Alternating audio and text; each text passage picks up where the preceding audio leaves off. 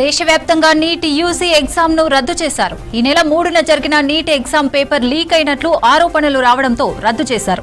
త్వరలో పరీక్ష తేదీలను ప్రకటించనున్నట్లు ఎన్టీఏ స్పష్టం చేసింది.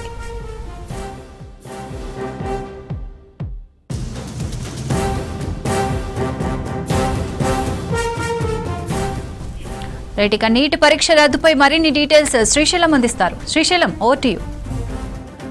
దేశవ్యాప్తంగా ఈ నెల 3న నీట్ పరీక్ష నిర్వహించారు. దీనికి సంబంధించి దాదాపు 22,75,011 మంది నీట్ ఎగ్జామ్ కోసం అప్లై చేసుకుంటే 22,05,035 మంది అభ్యర్థులు ఈ నీట్ పరీక్షకు హాజరయ్యారు. దేశవ్యాప్తంగా దాదాపు 565 నగరాల్లో, దాంతో పాటు అంతర్జాతీయంగా కూడా ఒక 14 పరీక్ష కేంద్రాలను ఏర్పాటు చేసి ఈ నెల 3న మధ్యాహ్నం 2 నుంచి 5 గంటల వరకు ఆఫ్లైన్ మోడ్ లో ఎగ్జామ్ జరిగింది. అయితే ఎగ్జామ్ కి ముందే ఒక 4-5 రోజుల ముందు ఒక గెస్ట్ పేపర్ లాంటిది లీక్ అయింది అని రాజస్థాన్ లో వార్తలు వచ్చినాయి. అప్పటి నుంచి కూడా దీని మీద ఎంక్వైరీ జరుగుతుంది. ఎంక్వైరీ నేపథ్యంలోనే ఈ రాజస్థాన్ లో ఎట్లా లీక్ అయింది ఏందనేది సంబంధించి ఎంక్వైరీ కూడా జరుగుతుండటంతో నీట్ పరీక్ష రద్దు చేయాలనే అంశం మీద కూడా ఎవరైతే అభ్యర్థులో వాళ్ళందరూ కూడా డిమాండ్ చేస్తూ వచ్చారు. దీంతోనే ఒకవేళ పేపర్ లీకేజ్ ఉంటే కనుక మళ్ళీ పెడతామని ఎన్టీఏ ముందే స్పష్టం చేసింది. దాంతో ఈ రోజు పేపర్ లీకేజ్ నిజమని తెలింది. దాదాపు గెస్ట్ పేపర్ ఏదైతే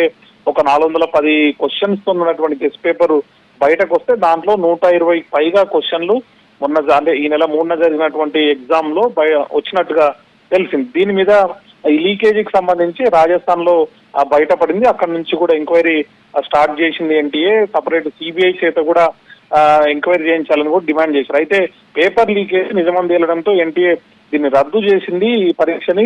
సో దీంతో దాదాపు 22 లక్షల మంది పరీక్ష రాసినటువంటి అభ్యర్థులందరూ ఒక నిరాశ అనేది ఉంది. గతంలో కూడా ఇట్లాంటి ఇబ్బందులు జరిగిన నేపథ్యంలో పకడ్బందీగా చర్యలు తీసుకోవాలి, ఇట్లాంటి ఇష్యూస్ రావద్దని కూడా ఎవ్రీ ఇయర్ డిమాండ్ అనేది స్టూడెంట్స్ నుంచి వస్తూ ఉంటుంది.